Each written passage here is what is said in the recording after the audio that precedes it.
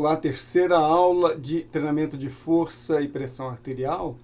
Nessas primeiras aulas eu tenho me preocupado mais com questões fisiológicas da pressão arterial. E nesta aula eu quero dar uma dimensão sobre as últimas diretrizes brasileiras de hipertensão arterial.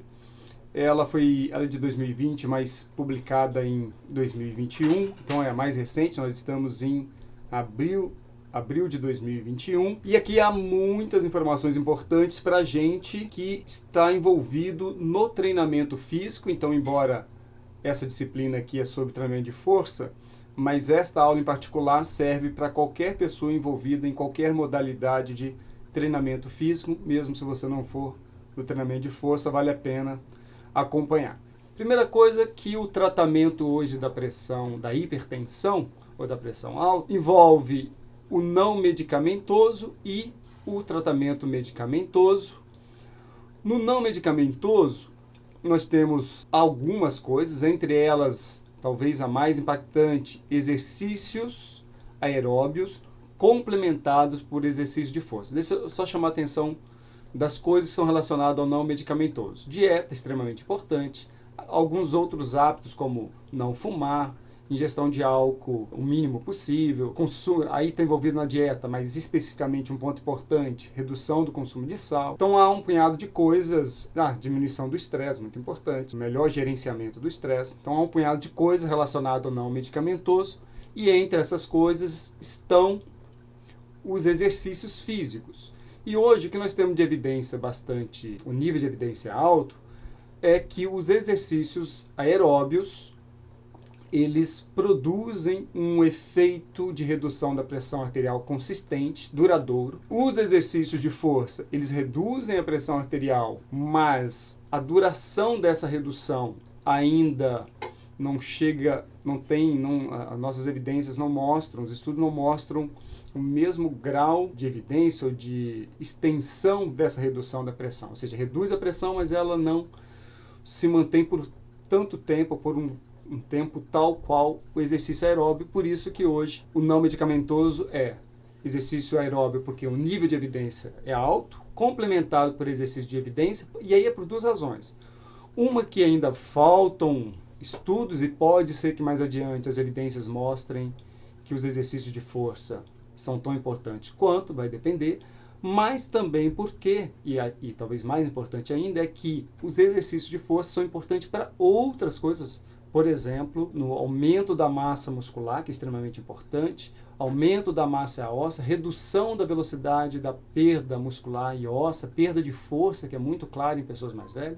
Enfim, tem outras razões.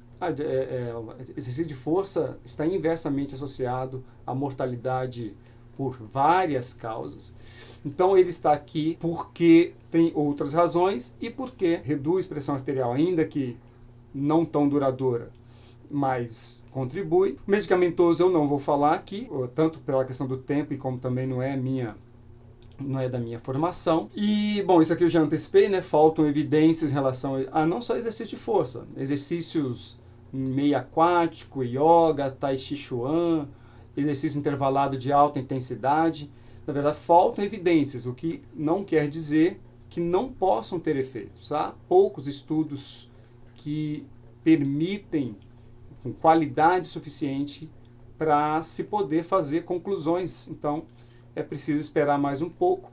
Como sabe, na ciência, quando você não tem uma resposta, a gente não inventa, espera-se, trabalha-se e mais adiante se reavalia. O tratamento não medicamentoso, que é uma informação importante, ela deve ser oferecida em todos os estágios da hipertensão, mas não só da hipertensão, no estágio pré-hipertensão, que é esse estágio aqui, mas falei na aula anterior dos estágios. Então, início de intervenções no estilo de vida, sempre nessas fases, e aqui sempre importante, o nível de evidência máximo e classe de recomendação também máxima. Vou falar um pouco das diretrizes, e uma primeira coisa que eu achei bem interessante nas diretrizes, que não é comum, mas é muito importante colocar, logo de cara eles colocam o conflito de interesse. Ou seja, as pessoas que estão participando dessa diretriz, dando suas opiniões, elas possuem conflito de interesse. Isso é muito importante, eu vou mostrar para vocês por quê. Repare aqui, por exemplo, se os autores da diretriz, nos últimos 3 anos, se eles... Eu não vou ler todos aqui, depois vocês dão uma pausa e dão uma lida, mas vou destacar algumas coisas, né? Isso aqui são, basicamente, se essas pessoas têm algum grau de proximidade com indústrias, em particular as indústrias farmacêuticas, de drogas, né? Então, por exemplo, aqui que eu quero chamar a atenção, recebeu auxílio pessoal ou institucional da indústria, elaborou textos científicos em periódicos patrocinados pela indústria. Então, desses 96, qual foi o percentual de pessoas com conflito de interesse? E aí, isso me surpreendeu, porque o número é bem maior do que eu imaginava. Daqui a pouquinho eu vou mostrar para vocês. Antes, eu quero falar por que é importante a gente compreender, saber se há conflito de interesse. Pesquisadores com interesse, e quando a gente fala interesse, não é só financeiro, a primeira coisa que vem à cabeça é o financeiro. Há pesquisadores ou pessoas envolvidas que podem ter aderência a uma ideologia, uma teoria pessoal, ou por amizade, ou porque se refere a coisa que familiares terão benefício, ou coisas como estão ali atrás, que pode ser, por exemplo, patrocínio de viagens, enfim, um punhado de coisas. Excluir participante. Aí, bom, o que esses pesquisadores ou pessoas... Aqui eu estou falando de pesquisadores porque eu estou usando uma instituição muito importante que trabalha com revisão sistemática e meta-análise, que é a Cochrane, e lá eles dão a dimensão do conflito de interesse. O que pesquisadores podem fazer por interesse? Podem excluir participantes que não responderam favoravelmente ao medicamento, isso muda o resultado do estudo. Podem não relatar resultados desfavoráveis do medicamento, por exemplo, não publicar um estudo que deu resultado, entre aspas, negativo, ou que não foi consonante com um interesse. Pode fazer um desenho experimental favorável a um resultado, por exemplo, aproveitando que estamos há mais de um ano na pandemia Covid. Fazer um desenho experimental com cloroquina, dando cloroquina para pessoas menos debilitadas e não dando para aquelas que estão mais debilitadas. Eu coloquei isso aqui de propósito, porque teve um estudo que foi acusado exatamente disso. Comparar uma droga nova com uma droga que é ruim do mercado, em vez de comparar com uma droga também boa do mercado. Fazer um estudo de curta duração para evitar um resultado desfavorável. Dar uma dose baixa para evitar efeito adverso ou toxicidade. Conflito de interesse, segundo a Cochrane, é provavelmente a maior causa de não se publicar resultados desfavoráveis. E, por outro lado, quando os resultados são favoráveis e que podem ser produzidos, como a gente viu, há sempre um interesse grande em se publicar isso. E pode, inclusive, colocar em revistas que cobram bastante grana, porque não vai faltar financiamento para isso. Por exemplo, um estudo mostrou que o preço médio das ações de empresas que financiaram 23 estudos positivos oncológicos aumentou em 14% após a divulgação dos resultados positivos. Então, após divulgação de resultados positivos, a ação da empresa, ações, 14% é muita coisa. Então, aqui está uma das razões de por que a indústria farmacêutica de drogas tem muito interesse em patrocinar pesquisadores. O financiamento da indústria é comum, especialmente de drogas. Um estudo que avaliou 200 publicações de ensaios clínicos de 2015, 178 apresentaram declaração de conflito de interesse. Veja a magnitude disso. De 200, 178 tinham uma declaração de conflito de interesse, ou seja, aqueles pesquisadores tinham algum conflito de interesse, algum grau de interesse ali e, portanto, isso gera bastante preocupação.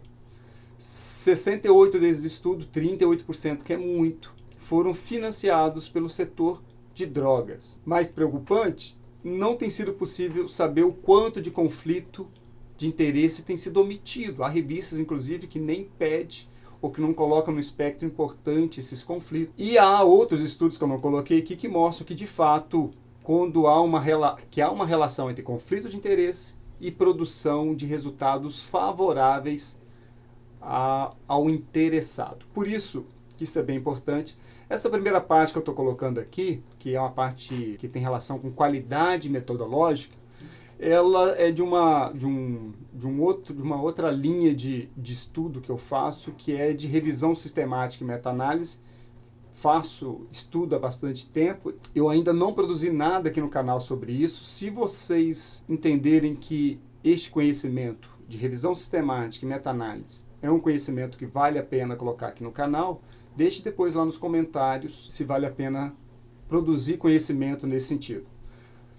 Eu não tenho nenhuma dúvida, mas se não houver uma demanda, também não faz muito sentido produzi-lo. Então, agora voltando aqui para a tabelinha, depois vocês leem com calma cada uma dessas coisas. Então, olha o que me assustou. Eu não sabia que isso era nessa dimensão. Veja que para este ponto, 26% de pessoas declaram conflito de interesse. E aqui que me chama mais atenção, 11 e 16%, porque recebe auxílio pessoal da indústria e maior ainda, elaborou texto científico em periódicos patrocinados pela indústria.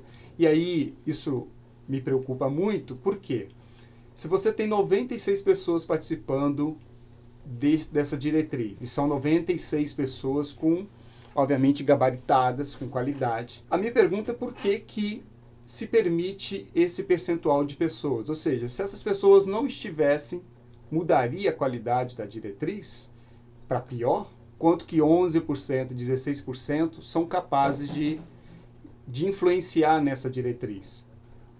Se há 11%, qual é o poder do discurso, até mesmo de oferta, de benefícios que essas pessoas poderiam trazer da indústria e poderiam então contaminar a diretriz? Isso eu estou dizendo, a gente não sabe. Mas uma coisa que a gente sabe é que se essas pessoas não estivessem ali, nós teríamos uma diretriz sem nenhum conflito, sem pessoas com conflito de interesse. Obviamente que tem ali muita gente não envolvida com a indústria e muito responsável e muito competente. O meu orientador de doutorado mesmo está lá e é uma pessoa, uma qualidade de conhecimento e ética que a gente tem absoluta tranquilidade. Mas, enfim, isso me preocupa bastante. A própria diretriz mostra a preocupação. Olha o que eles falam num dado momento. Aqui eles estavam falando lá sobre se a respiração lenta poderia reduzir pressão arterial.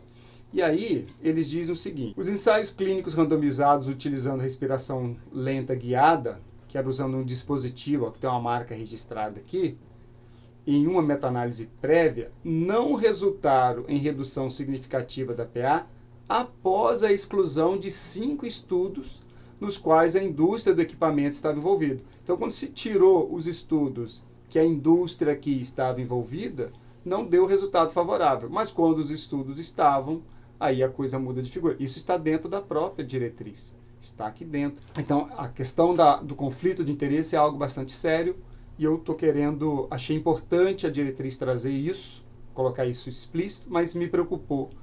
O número é muito elevado. Vamos falar então sobre a hipertensão. O que é? Aí trazendo alguns conhecimentos importantes para a gente da diretriz e, obviamente, acreditando que está aqui as coisas mais seguras para a sociedade. Os limites de pressão arterial considerados normais hoje são arbitrários.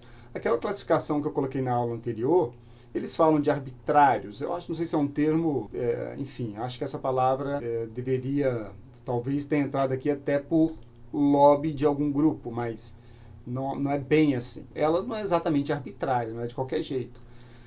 Há uma busca ali por cumprir a seguinte ideia, que o benefício que supere os riscos. Então, claramente, à medida que a pressão sobe, os riscos são maiores. E eu acho que eu coloco até aqui, quer ver?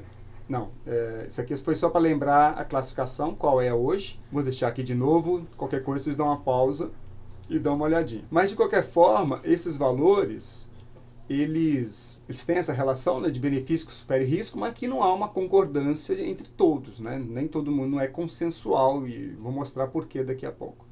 Aqui estão todas as coisas que são consequências precoces e tardias da elevação crônica da pressão arterial. Várias coisas, também não vou ler tudo, vocês dão uma pausa e dão uma lidinha.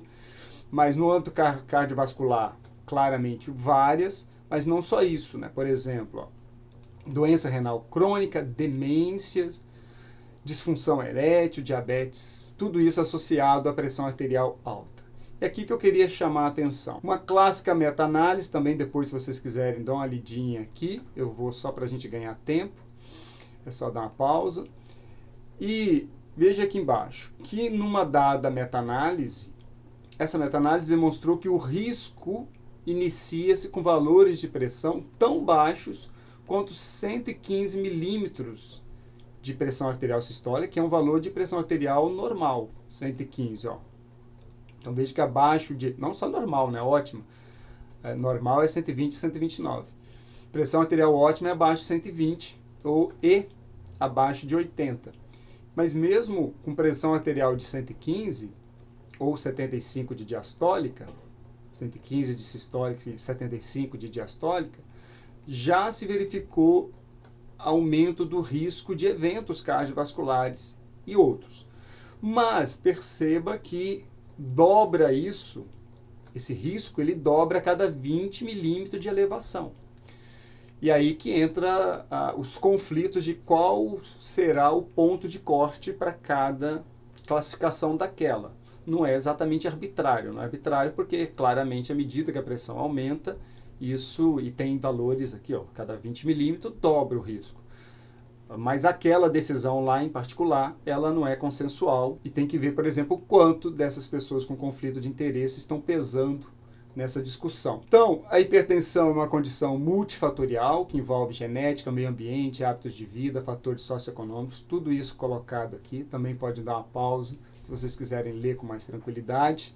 Então, a interação dessas coisas está associada à hipertensão. É um dos principais fatores de risco para doenças cardiovasculares e renais. Agora, uma coisa muito interessante aqui, ó. A hipertensão, ela é de fácil diagnóstico, ela possui um tratamento adequado e barato. O remédio, a medicação de hipertensão é barata. Não sei se ainda persiste, mas já houve política recente dessa medicação ser entregue de forma gratuita, né? Ou melhor, pago pela sociedade, entregue por uma política de governo, que faz muito sentido, porque o tratamento ele é adequado, e ele é barato, e ele é muito mais barato do que pagar o custo da hipertensão. Então vale a pena, sim, como política de governo, trabalhar para a prevenção e o tratamento adequado. Mas, apesar disso, apesar de ser de fácil diagnóstico e tratamento adequado, tem alta prevalência e é de difícil controle devido à baixa adesão. E aí tem que se entender por quê.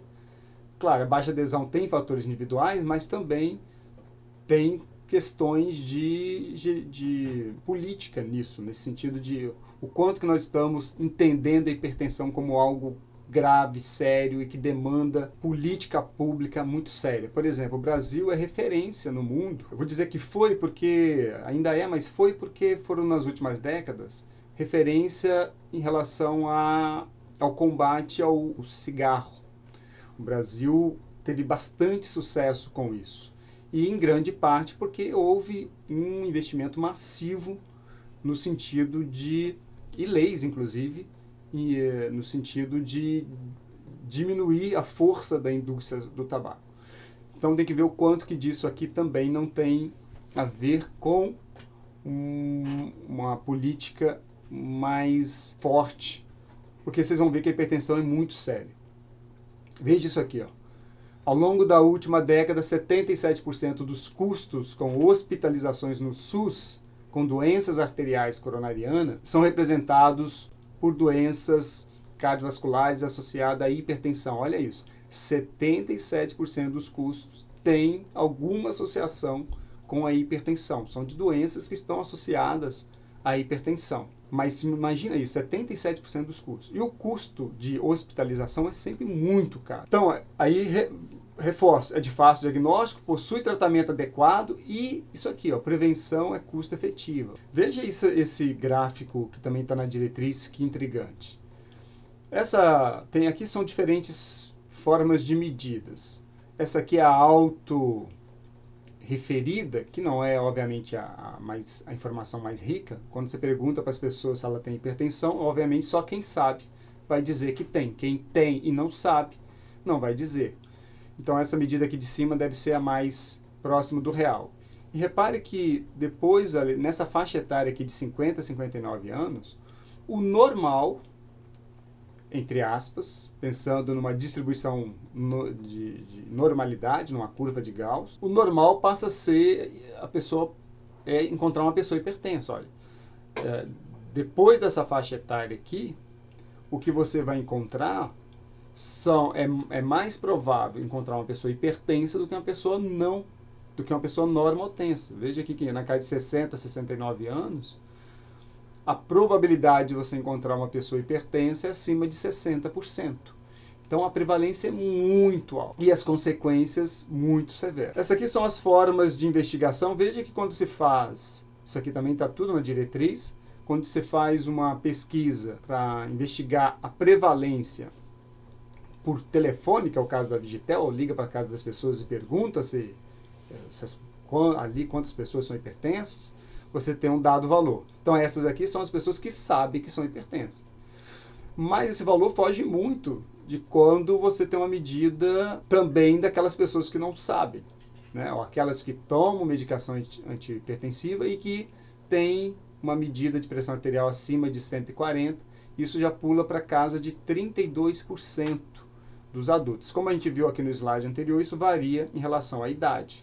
Quanto mais velho, o percentual é bem maior. Então isso aqui é uma média. É um percentual muito grande. Na média, 1/3, cada 3 pessoas, cada 3 adultos, um tem hipertensão. E como a gente viu ali atrás, dependendo da faixa etária, é mais comum um hipertenso do que um normotenso. E aí, dando uma dimensão aqui da relação do exercício físico, quanto que o exercício físico contribui para a redução da pressão arterial.